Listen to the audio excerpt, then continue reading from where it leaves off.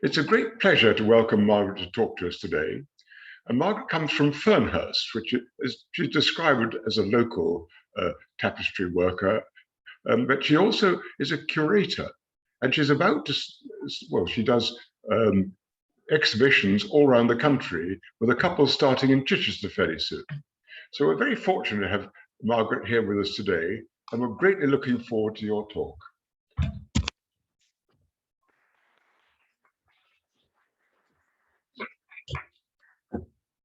Thank you. It's lovely to be here, and it's lovely to actually get out and talk to people. So if my voice fails halfway through, it's because I'm not used to talking, what with lockdown and everything. So tapestry weaving. I want to talk to you about tapestry weaving, and the first thing I want to do is to explain exactly what I'm talking about, just in case nobody knows, or there's someone out there who doesn't understand. The wire tapestry is not a tapestry, it's an embroidery. Stitching onto canvas is needlepoint. So what I'm talking about is warp and weft. So you can see on this image I've just put up that we've got lines going up and down, they're my warp threads, and the coloured areas going across are made up of my weft threads. And that's how we weave a tapestry, by weaving up blocks of colours of weft. And traditionally tapestry is weft based, so we knock it down, the weft, this coloured weft down really hard, so you can't see those white warp threads in between. And another thing I'm going to talk about a lot in this talk is the cartoon. You can see on this piece the picture behind my warp threads, that's my cartoon. Cartoons vary from, with some weavers just putting a few lines on a piece of paper, just saying weave red here or weave pink here, to this, which is a very complicated cartoon, but actually it's just like that because I was lazy. I just took a small passport size photograph of my great uncle and enlarged it to about 8 inches square. And I couldn't be bothered to turn it into a proper cartoon, so I just put that behind the warps. And some weavers work without a cartoon completely, so they just have the whole picture up in their heads. They know what they're doing, and I have to take my hat off to them because it's just amazing how they can produce an image from their head straight onto the warp and weft. So that's what I'm going to be talking about. I'm going to be talking about hand-woven weft-based tapestry. So tapestry, as you probably know, was really popular in the medieval times. We all see those tapestries in the big National Trust houses, and they look a bit faded and dull. But in the 17th and 18th century, it did start to decline. And I think there's a lot of reasons for that, but mainly I think it was finances. Tapestries then, as today, were very expensive to produce. So one of the people who bought a lot of tapestries were the church. So this is an image of a piece designed by Raphael to go into the part of a group, to go into the Sistine Chapel. And actually, the Sistine Chapel have really looked after their tapestries. They don't put them out a lot. So it means that they are now still in very good condition. But as we moved on through the centuries, it seemed that the church and the rich and famous were much less willing to spend their money on their tapestries. So in England, we have the Civil War in the mid-1600s. And of course, we all know that during the Civil War, Cromwell and his men went around and they actually destroyed a lot of the work that was very beautiful in the churches. So then a lot of tapestries went and they were burnt. And sometimes they took the gold out. Once you've burnt a tapestry, a medieval tapestry, the gold thread will all turn into little balls, and then that just ends up in the bottom of the fire. So they reclaimed the gold. So tapestry sort of got really sidelined during this time. And as they came out of the Civil War into the 1700s, we had the Industrial Revolution. And textile production was at the forefront of bits of the Industrial Revolution, because you had things like the spinning jenny and the flying shuttle and the jacquard machines. But tapestry weaving can only be done by hand, so it got very much left behind. And also, I feel that a lot of the men, and they were men, who made their money in the Industrial Revolution, they decided to spend their money in different ways. They weren't interested in buying big tapestries. So they sponsored plant hunters to go off and bring rhododendrons and pineapples back from the east. And if these people brought back textiles, they were rich and luxurious silks. And you can see them thinking, tapestry, silk, silk, tapestry? No, I think I'll go for the silk. Because it was new and it was innovative and people hadn't seen it before. And also during this time, you had a lot of the philanthropists who've made money in the later Industrial Revolution. They were putting their money back into their workforce. People like the Cadbury family, the Lever brothers, the Rowntree family, and Tate & Lyle with their sugar empire. I mean, Tate did sponsor the Tate gallery, but he wasn't really interested in anything to do with tapestry as far as I could tell. So a lot of these philanthropists were putting their money back into their community and their workforce, giving them better living and better working conditions. And you can't really argue with that. That was, you know, the right thing to do. But unfortunately, as a side effect, tapestry got even more forgotten. So in the UK, I think we have to start with William Morris. William Morris, not my favouriteest of men. I think he's a huge misogynist. He was a socialist, but he had lots of money. So I always think of him as like the man who, the politician today, who goes and lives on universal credit for a month, but knows at the end of that month he can go home to a nice warm house and a big dinner and a soft bed. But having said that, in spite of my personal reservations about the man, he did effectively reinvent tapestry in England. So this is one of his early pieces, his very first tapestry that he wove. This is called Acanthus and Vine, or Cabbage and Vine. It depends really whether you think those blue reeds in there look more like cabbage or acanthus. He wove it himself. He taught himself to weave, and he wove it in 1879. So it's a bit before the 20th century, but of course nothing happens in isolation, does it? So William Morris set up these workshops at Merton Abbey, and later they became Morris and Co, which I think they probably still are. And here he taught other weavers to weave. And here is a piece which is one of his one of the very early tapestries that came out of Morris and Co. It was one of a series of 6 tapestries based on the tale of the search for the Holy Grail, as told by Mallory in Morte d'Arthur.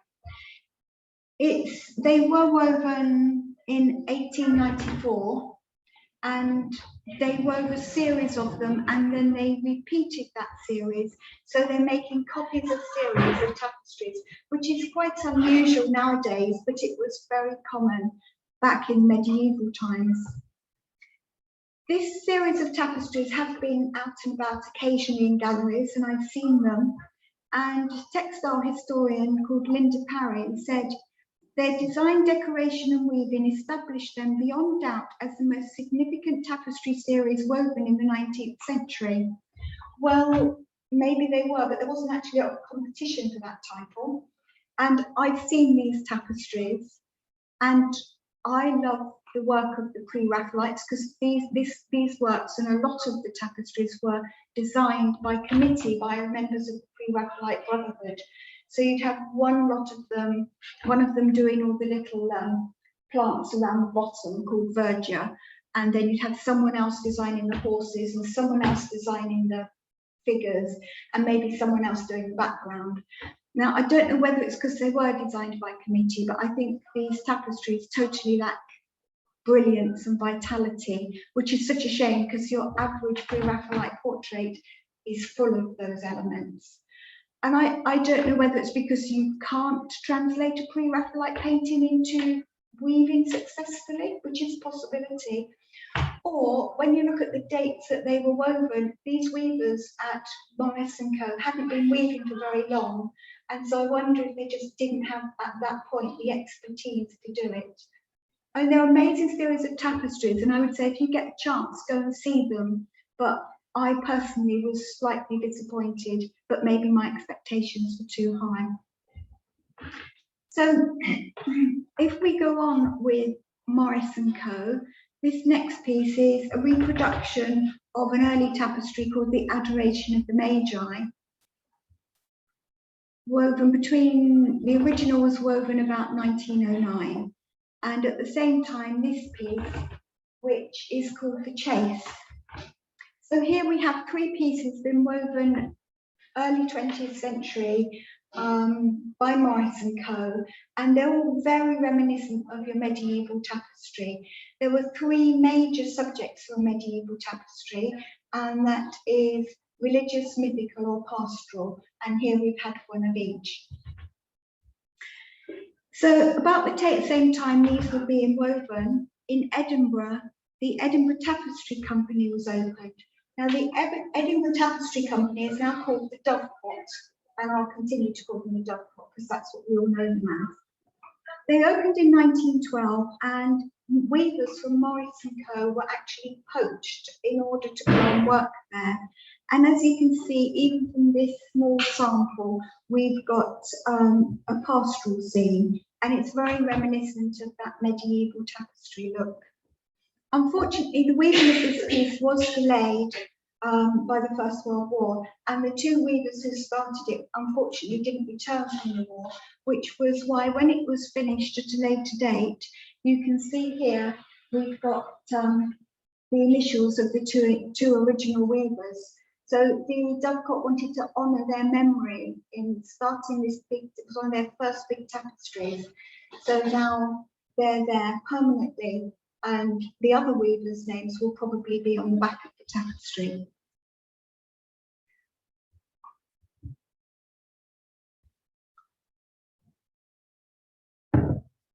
So at the same time as this, in Germany, we have the Bauhaus starting up. And just when you say the word Bauhaus, it's not something you think would sit well next to the words medieval tapestry. And this is exactly right.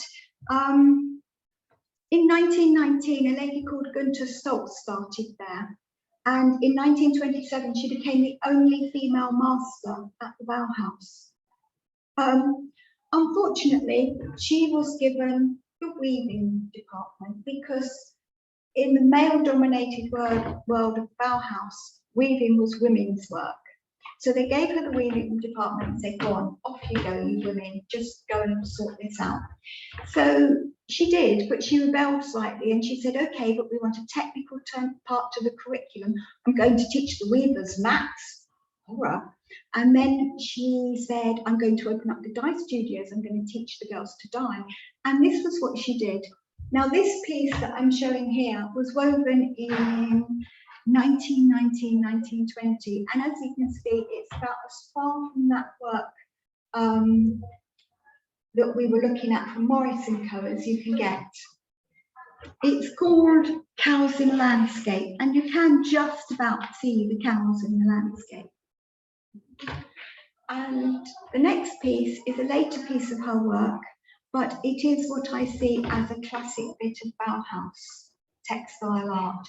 It's almost cloth, which was very much how the Bauhaus weavers went on to work. So we can see that you've got the winds of change coming through. The art world is changing. So at the same time, you would expect eventually, it might take a while, but the tapestry world is going to change as well. So moving across Europe, I want to go on to another weaver called Hannah Reigen. She was a Swedish-born Norwegian weaver, and this is one of her pieces called Ethiopia. Reigen was a real socialist, political activist. All her work was very political. How she didn't get locked up for doing it, I don't know. For instance, this piece It's called Ethiopia, and it condemns the Italian occupation of Ethiopia. And when it was first exhibited, they had to roll the corner in, because it can see at this top right-hand corner, that is a picture of Mussolini with an arrow through his head. And I've got a close-up of it there for you. And Helen Weigand was really interesting because she kept her sheep, she sheared her sheep, she spun her yarn, she dyed her yarn with natural dyes, and then she wove her tapestries. And she was one of these tapestry weavers who kept the whole design in her head. So when she wove this, she didn't have any picture to follow. It all came out of her head, which it just blows my mind that you can do that sort of thing. I couldn't produce an image like this without a cartoon myself. And she did use natural dyes until the mid-60s, just jumping forward a bit here. This piece was called Blood on the Grass, and she chose to use chemical dyes because she wanted those vibrant colours, particularly for the reds. And once again, she was demonstrating about war, and she was very anti-war, and here she was commenting about the US involvement in Vietnam. She's reported as saying about tapestry weaving, it's like an ant carrying one pine needle at a time, stubbornly intent on its goal. And if you've got any weavers here, you'll know exactly what she means. It is such a slow process, but you just get there in the end. You don't think about the meters of tapestry you've still got to weave. So, as you can see, the work of these two women is worlds apart from the traditional tapestry scenes we were looking at earlier. And these women, they found their voice and they were going to have their say, especially Helen Weigand, and she was using the medium she had to hand, which was tapestry weaving. And it's also interesting to note that these women, in spite of being part of the vanguard of tapestry weaving in this part of the 20th century, this was quite unusual. In spite of what the Bauhaus said, weaving was not women's work. In medieval times, weavers were men. At the time we were looking at, early 20th century, most probably all the weavers at the Dovecot, Morris & Co, and also going into Europe, they would all have been men. And going back to medieval times, weavers were part of the Guild of Weavers. And if the guild had found a workshop employing women, that weaver would have been thrown out of the guild. He'd have to stop weaving and he would lose his livelihood. So I get slightly irritated when people go on about weaving being women's work and it's what the women do, because traditionally it was what the men did. And actually, if you've ever walked up a big tapestry loom, or probably even a cloth loom, and even a big tapestry frame, it's jolly hard work. I mean, I have to go and have laid down halfway through. So it's definitely not women's work. So during the decades of the early 20th century, the big weaving atelier in France was still producing work. But like the Dovecot, it was very much a case of interpreting the works of painters and other artists. So here I have a piece of work by a Frenchman who is credited, although I think he probably credited himself, with rejuvenating the art of French tapestry, and his name is Jean Lersin. This piece was woven in 1917, and again you can see the movement away from the traditional themes of tapestry, but at the same time he is following the trends of art. But I do think there is a certain reminiscence of the medieval tapestry in this piece, with the little plants along the bottom, and you've got the figures. There's a lack of perspective here with the figures one on top of the other. But Jean Lersin was not a weaver. He produced cartoons and then gave the cartoons to somebody else to weave. And in the 1930s, he sort of gathered round him a group of artists who he talked into having their works turned into tapestry. And these artists all descended on a place in France called Aubusson. if you don't know where it is, it's right bang in the middle of France. The nearest place I can think of close to it is Limoges. And it's a whole town completely set up to look at tapestry weaving, to dye, to weave, and to spin, and to do everything tapestry weaving related. And it strikes me as odd all these artists were flocking there to have their works turned into tapestries, because in the present day we struggle to get artists to take tapestry seriously. And if you look at Grace and Perry's tapestries, the Walthamstow tapestries, they're not woven by hand, they're woven by a jacquard machine. So they're a completely different technique and they have a completely different finish to the sort of thing we're looking at here. And part of that reason is cost, and part of the reason is time. I don't suppose Grace and Perry wanted to wait 3 or 4 years it would take to have all those tapestries woven by hand. So Jean Lersin decided, he said he was largely responsible for restoring tapestry's autonomy from painting.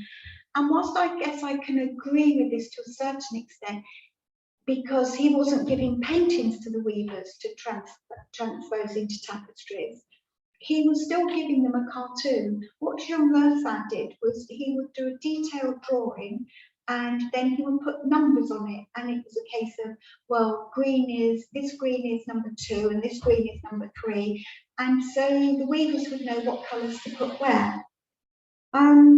As my husband would say, weaving by numbers. But he only says that when he's feeling brave and he's out of bobbing range. Tapestry wasn't autonomous because of this. Jean Lersin may have felt that he'd restored tapestry's autonomy, but the weavers were still slaves to his cartoons. But having said that, he introduced many other artists to tapestry, like Picasso, Matisse, Dali, and Chagall. And one of these friends of his was Georges Braque, and he had this piece woven in 1938. It's called Le Guéridon, which is a small side table, and Braque used did a lot of these images with work sort of like a still life on top of these small tables. It's an interesting piece because it's taking us out of those, once again, out of that sort of semi-medieval thing, out of the landscape, and it's a work with sort of cubist and neoclassical elements, and it's in very somber colours. And part of the reason for that is because Braque was really badly injured in the First World War, and when he came back from there and started painting again, obviously the colours you use can reflect the way you feel, and this was obviously how he felt. But having said that, it has this limited colour palette which imitate the marquetry and inlaid veneers, so therefore it's a real testament to the weaver's skill to produce this piece. In 1941, Jean Lersin met a man called Don Robert. Now, Don Robert was a Frenchman, and I think he should be called Don Robert, but everybody I speak to calls him Don Robert. So I'm assuming that their grasp of the French language is better than mine. No? It should be Don Robert? Good. I'm glad I'm right, because my grasp of French is really poor. So Don Robert was a Benedictine priest, and he painted watercolours. And when he met Jean Lersin said, "Oh no, your watercolours are lovely, but you really ought to go into designing tapestry cartoons." And that's what he did.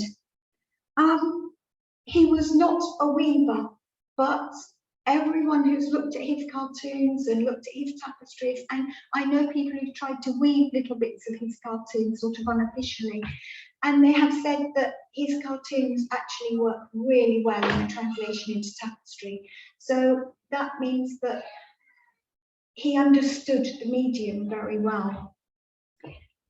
His work includes over 150 cartoons, and many of these were woven 2 or 3 times. And so again, we have multiple copies of tapestries, and most of them, they must have been very, very popular because most of them are in private collection. This is another one of his pieces, And you can see they do sort of hark back to the medieval in a way, because you've got all the verdure around the bottom and running through it, and the lack of perspective. And he used a very similar method to Jean Lersin in the fact that he used symbols and numbers in his cartoons to tell the weavers what to work where. So here, there's a picture of him with one of his cartoons. At the same time as this, Aubusson must have been really busy about this time. We have this piece, which I think is a stunning tapestry. We bear in mind it's 5 meters across nearly, and it was designed by an artist called Marc Sanson, and it's called Theseus and the Minotaur. So we're back to the myths within the tapestry, but at the same time, as you can see, it's a very, very modern image. I've never seen this tapestry, but I wish I had, because I think it will be stunning. Moving on, this is another Jean Lersin tapestry, and these last pieces were all woven at the same time, so that's what I mean when I say they must have been very busy. And this is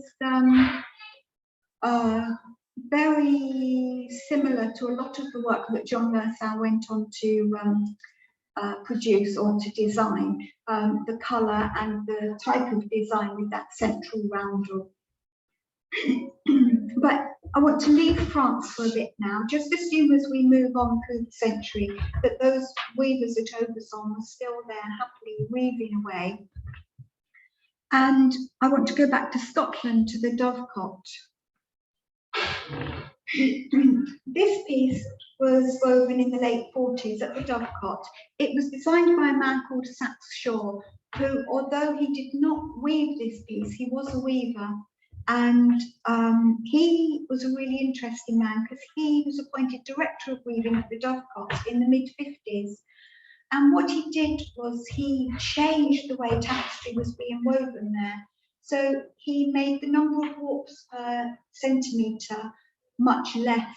So the image itself became much chunkier.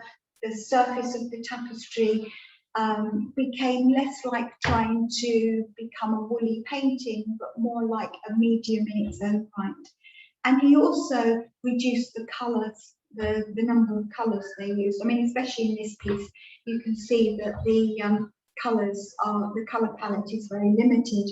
But at the same time, you can still see that hark back to the medieval tapestries with all the little flowers all the way around the edge. But having said that, it may be very pretty with florals, but it's quite a bloody image, because you've also got little drops of blood here coming off the talons of the fighting cocks. And also, again, in going back to medieval, it has a border, which was quite common with medieval tapestry. But the dovecot, like its fellow atelier in France, couldn't just survive on these sort of pieces, the work that was designed and woven by their weavers. So in 1952, we have this piece woven by the dovecot.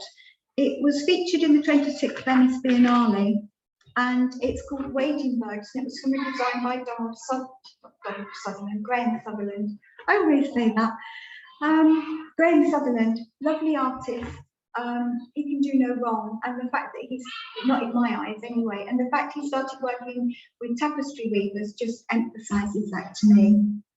This piece, when I saw it exhibited, was exhibited on a plinth, just about 6 inches off the ground, which made it look very rug-like. But I'm not. I think they did that simply because they've run out of room on the walls in the gallery. I've not really seen tapestries exhibited like that before, but it was rather a strange curatorial decision. And the dovecot continued to work with Graham Sutherland over the years into the 60s. But he also worked with Aubusson because he designed this piece, which is in Coventry Cathedral. Now, this is one of the things I'm going to say. If you're ever in Coventry, go and look at it, go and see it. Not just for the tapestry. Coventry Cathedral is a masterpiece of art, because not only have you got this tapestry, but you've got the John Piper glass as well. This is an enormous tapestry. It's 23 metres high, it's 12 metres across, and it weighs over a tonne. And it had to be woven in Aubusson because they had a loom, the only place they could find with a loom big enough to weave it all in one go. So around this time, we also have a weaver and artist called Sheila Hicks. She's well known for her giant bean bags and her giant wrappings, but she did a lot of weaving. She spent some years in her early life in South America. So she basically sat down and wove with the indigenous people. But the thing I like about her weaving is she says that you can weave anywhere, and she used to travel a lot. So she would just find an old box, walk up around the box, weave on the box. A couple of days later, when she was leaving that city, she'd take it off the box, and she's got a tapestry, a small but perfectly formed tapestry. So it just proves that you don't actually need to have a big loom. You can produce small works of great beauty, as you'll see next door in the show. Next door, there's some very small but very beautiful work in there.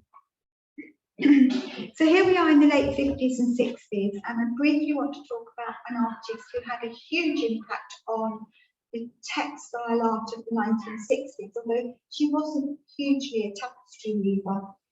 I only have a black and white image in full for this.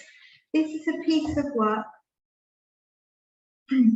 by Lenore Tawney, and it's called Nativity in Nature, and it was woven for the Interchurch Centre in New York.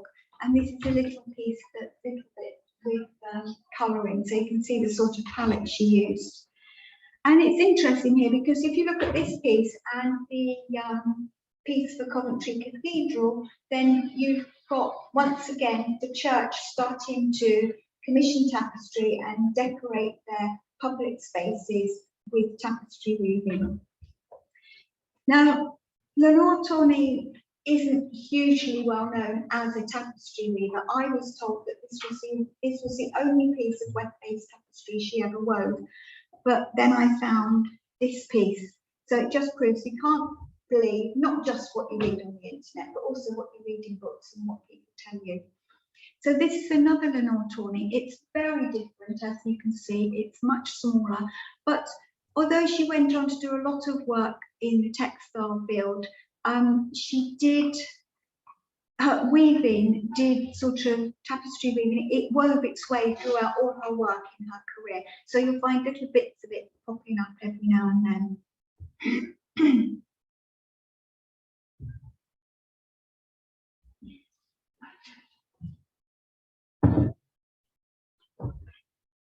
So if we move back to Europe, this is a piece of work by a man called Joseph Grau Garriga. He was born in Spain, and he started painting great big murals. And for some reason, he was offered to revitalise a big atelier that wove carpets and tapestries. And I presume he was offered this chance because people thought, oh, well, murals are big, tapestries are big, carpets are big, he must be able to be the right man for the job. But anyway, he popped over to France to see what they were up to, and then he met Antoine Jean Lersin. And Grau Garriga he spent time in Aubusson, and he learned a lot of their techniques. And then he came back to Spain, and he opened the Catalan School of Tapestry in his carpet workshop. And they made a lot of tapestries, but it was along the same lines as Aubusson. Quite often, the works were just taken from paintings, from people like Picasso and Miro would come along, and they would say, here's a painting, can you weave it, please? This piece is a piece of Grau Garriga's work himself. He designed it and he wove it. And here we can see we're starting to get into those slightly mad three-dimensional works that were found a lot in the fibre art of the 1960s. And talking about such things, an artist called Magdalena Abakanowicz emerged from Poland just as the USSR were relinquishing their hold on the country. We don't really know a lot about what was woven behind the Iron Curtain.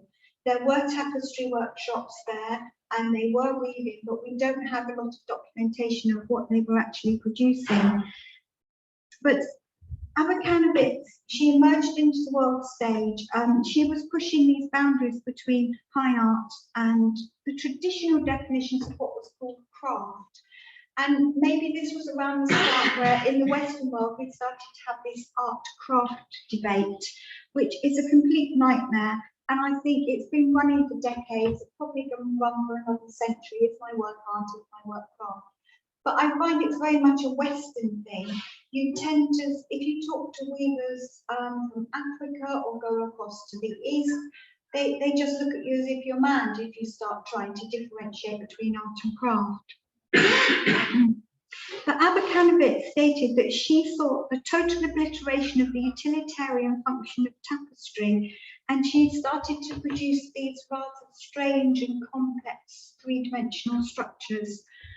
I believe the Tate are going to have an exhibition of her work in the next year or so. It was supposed to be a bit sooner, but COVID delayed it. So that would be a must-see. That's another must-see.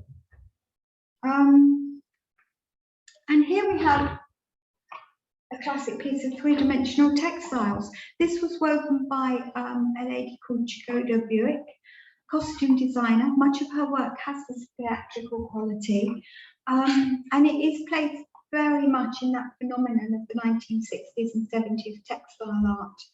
And we have to remember during this era, the art was still very male dominated, and there was a lot of minimalism about. So you had artists like Donald Judd and Sol LeWitt going around making stuff out of concrete and steel. So that means that the female artists responded with work like this. That Sheila Hicks was complaining that textile had been relegated to a secondary role, to a material that was considered either quite functional or decorative. And so these women were in the vanguard of this global textile explosion, where women were taking it and they were highlighting the expressive capabilities of textiles with these very spatially dynamic pieces.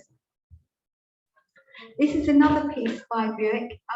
So she did do flat tapestry, but you'll find if you ever manage to see this piece, you'll see that this area here is actually raised and slightly three-dimensional, which is something we've never found in a pre-20th century tapestry. And these artists, they were all weavers and they all designed their work.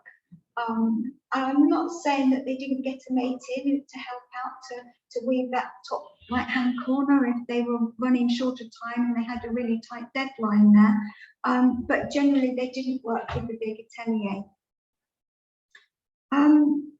And about this time, in the US, a lady called Gloria F. Ross became interested in tapestry, and she went back to this idea of talking painters into having their tapestries woven.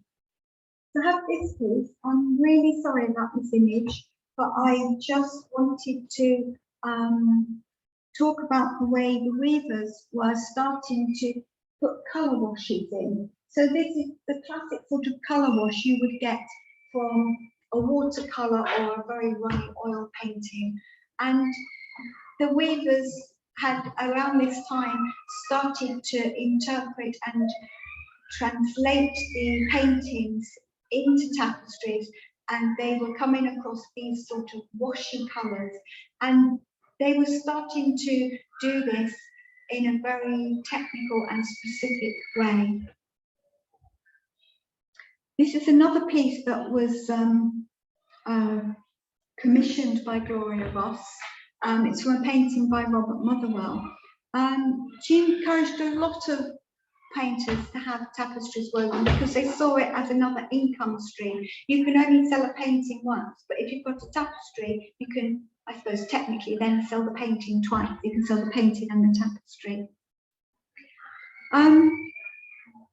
I'm not quite sure about the logistics of that because it takes a long time to weave a tapestry.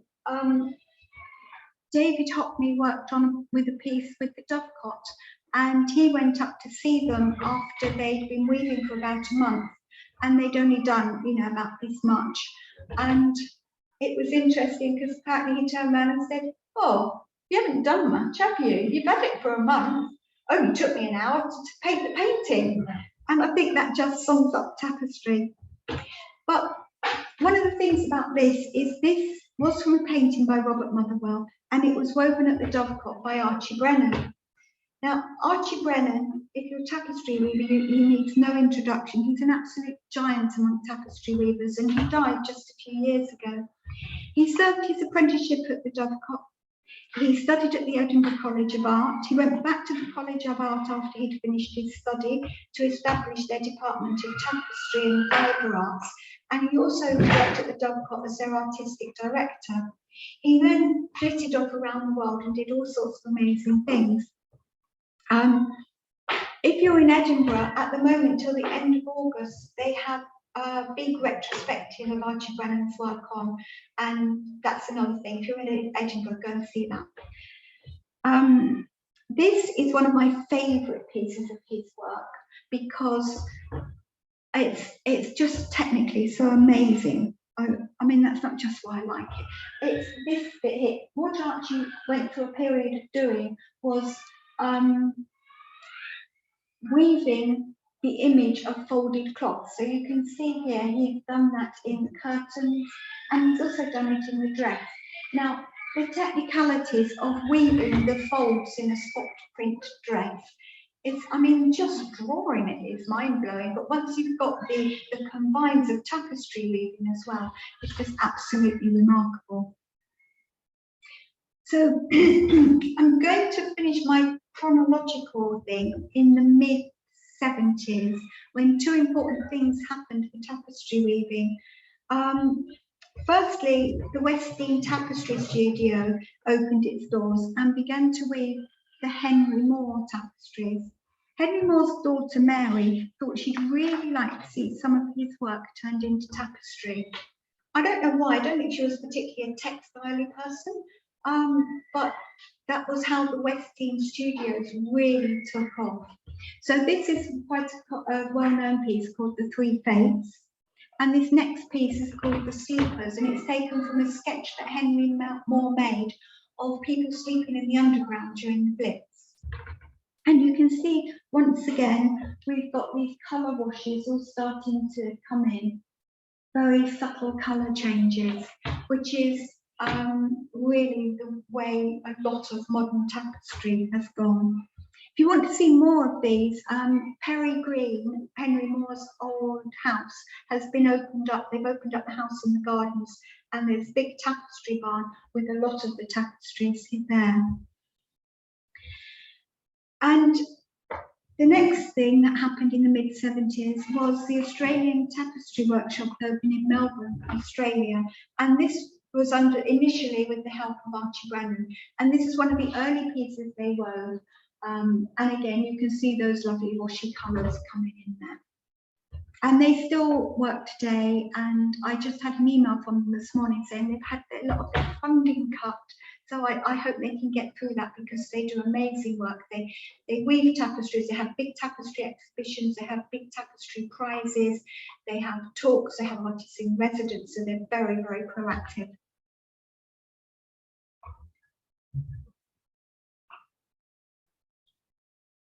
And finally, I'm sorry, I'm going to run a bit late. There are a few things I couldn't quite get into the timeline. So there's two things I want to include, and the first one is this. I've mentioned Picasso a couple of times, but not any of his tapestries. So here I want to show you Guernica. In 1937, Picasso was commissioned to create a large mural for the Spanish Pavilion in the 1937 Paris World Fair. He was still wondering what he would take as his subject when, on the 1st of May, he read an eyewitness account of the terrible attack on the town of Guernica. And he decided that was what he was going to base the work on. I think it surprised the people who commissioned the work. They weren't quite expecting this. So the tapestry was commissioned in 1955 by the Rockefeller family because they wanted to buy the painting and Picasso wouldn't sell it to them. But the little sort of cameo role of this tapestry I love is that in 2003, the Secretary of State for the US, Colin Powell, was due to address the UN. This has been hanging in the UN for many years. And this guy was due to address the UN and try and talk them into agreeing sending the US troops into Iraq. And someone suddenly said, but you're going to be standing in front of a world famous piece of pacifist art and you're going to be talking about sending our troops out to die. And so they put a sheet over it to cover it. And I just thought, I love the fact that tapestry, a piece of tapestry has been involved in something like that sort of piece of controversy. I won't tell you any more about Guernica generally. If you're interested in it, there's a talk here at the museum as part of the festival next Tuesday afternoon. So by someone who knows an awful lot more about the painting and its background than I do. The other thing I couldn't quite fit into the timeline was a little recap on our friend Jean Lersin. He was a busy bee and he must have been really obsessed with tapestry. So with all the things about talking other people into doing this, and he wasn't just a designer of tapestries, he was a ceramicist and he was a poet and he was a graphic designer. And in amongst all that, in the early 60s, he found time to design this series of tapestries. What happened was he went to Angers in France. Now, Angers is another place to go if you're in the area. It's a place with a lot of tapestry. There's a chateau there which has a big purpose-built museum with 100 meters of medieval tapestry in it. And it's a beautiful museum. It's got very low light, so the tapestries don't get faded anymore, and it's got climate control and all that sort of thing. And when Jean Lersin saw this, he decided he wanted to design a series of tapestries. So he designed this, The Song of the World. They've hung in Angers since they were finished being woven in 1968. And it's quite difficult to get good images of them. I don't think they let them out very often. I don't know whether they think people are going to steal them. So these are the images I took when I went there. And they are lovely, but again, you can see I mentioned earlier about him going into this idea of the round sort of medallion, heraldic centre with the black backgrounds. They're well worth a look. They look much better in the flesh than they do in a photograph. And next to these in Angers, we also have a museum of contemporary tapestry. These are generally tapestries that have been designed by artists to be woven by weavers, but it's still well worth a look. And because they're very Jean Lersin focused, you will find that they have some of his ceramics and that there. So if you walk through the door and think, oh, ceramics, I was expecting tapestry, just keep walking. So this is one of the pieces I saw there, and actually I chose it. After I'd chosen it, I thought, oh, it looks a bit COVID-y really, doesn't it?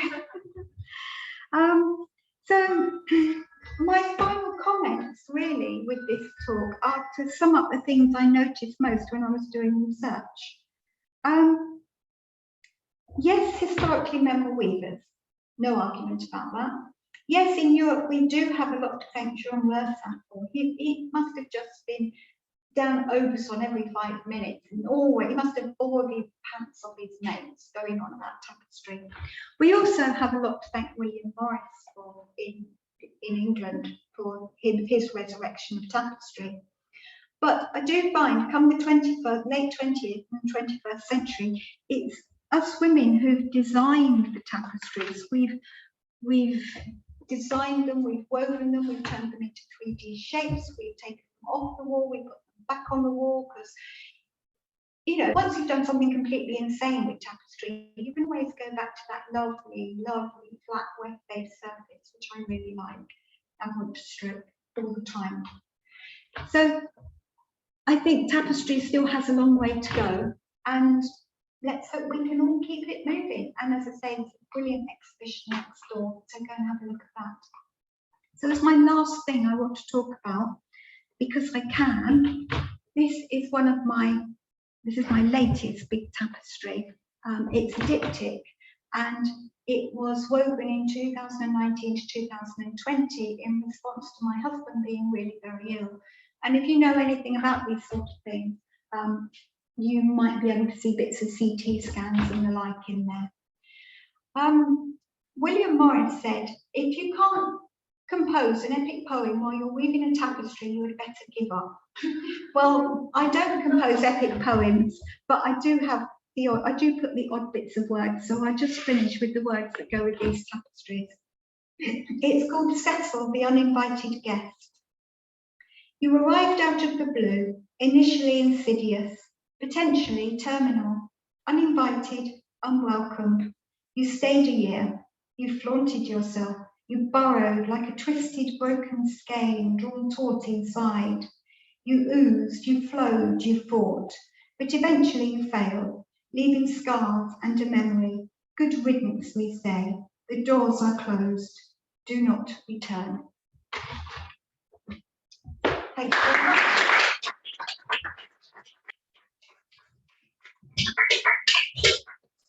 What an interesting talk. Do we have any questions? Yes. Did you come across Marie Cuttoli in your research at all? I Because I did. think she's uncredited. And she was the one who got herself more interested in tapestry in the first place.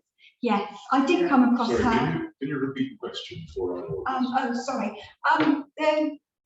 We were being asked about a lady called Marie Cuttoli, who worked a lot in France with Jean Lersa and the weavers at Oversol. I did come across her, and I did have about a page about her, and I just had to cut it down. There's so much to try and cram into this talk. And I'm afraid she was just a casualty of that. But she was a very interesting lady. I mean, she started off by, if I remember rightly, reviving carpets in Turkey, and then North Africa, and then she went on and set up a small fashion house in Paris, and then, like you do, she thought, oh, let's sort out tapestry weaving. But yes, she is not hugely credited, but she was one of those who got groups of artists really enthusiastic about tapestry weaving. Yeah, sorry. No, you had a question. Yes, please. I'm incredibly lacking in knowledge about the technicalities of weaving. I only do like sort of paint by numbers and so how do they actually, do you commission a picture which you have behind you when you're weaving? How do you actually technically do this? Right. How do you technically do a tapestry? So first of all, you've got your image. So say, for instance, these images here, I would have had a rough outline drawing in black and white, and it would start off maybe about this size. Then I know how big I want the tapestry to be, so I'll send it off to the printer maybe and get it made to the size I want. So each of these tapestries is 1.5 meters square. So it comes back with 1.5 meters square cartoon of my tapestry. I don't work on a loom, I work on a great big scaffolding frame. So it's 2 like acro props, one either side, and then a piece of scaffolding at the bottom and a piece of scaffolding at the top. And then I wind my warp threads round that for 1.5 meters. So these were woven at about 2.5 warps to the centimetre. So for every centimetre I want to, or every 2 centimetres, I want 5 warps. So you do that all the way across for 1.5 metres. And then you start weaving. And sometimes I'll have a little, I will generally have a little colour image next to me, but I will have made marks on the cartoon to say things like, you know, so obviously the red squares are red, and the different kinds of yarn, where to use those and that sort of thing. Could I ask an ignorant male question? Please do. I think you said that the colour was with the weft as you went across. Yes. But we saw diagrams of, say, a tree trunk, a thin tree trunk going vertically. Yes. Is that made up of a lot of horizontal pieces, or can you put something vertically as well? No, there's 2 ways of doing that. Traditionally, tapestries were woven on their side. So where you see the bottom of a tapestry here, that would have been the side of the tapestry. So although you weave with your warp threads going up and down, they're often hung with the warp threads going across. So if you've got a tree trunk, that will automatically come out as a nice straight line. Nowadays, we will often decide which way we're going to weave a tapestry depending upon how many lines, how many horizontal or vertical lines we've got. And if we want something to look very elegant, then we will weave it on its side, or we'll make, it's all part of the decision making when you start to weave tapestry. I'm sorry, another silly male question. When you change the colour, do you have to tie a knot there? How do you change the colour? Generally, I just leave the one colour laying, I put the colour to the back and then start the new colour. And you've got so much weft packed down, it doesn't come undone. But if you do that on the very edges, you do a little knot. You just do a little sort of half hitch round, because on the edges it's more likely to come undone.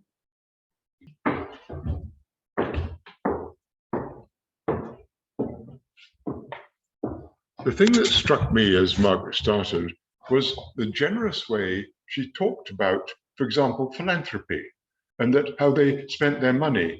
And she acknowledged that they were philanthropists. It just happened they didn't spend quite the right way, but you didn't blame them for that. You encouraged the philanthropy and just remarked on it. And I think that was the spirit of the whole talk. Such a generous talk, and so interesting about the whole history of tapestry. I've learned a huge amount and become really rather interested in what my wife does now.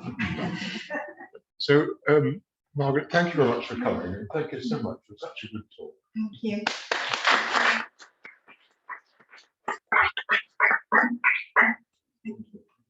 Thank you. Oh, well, you know,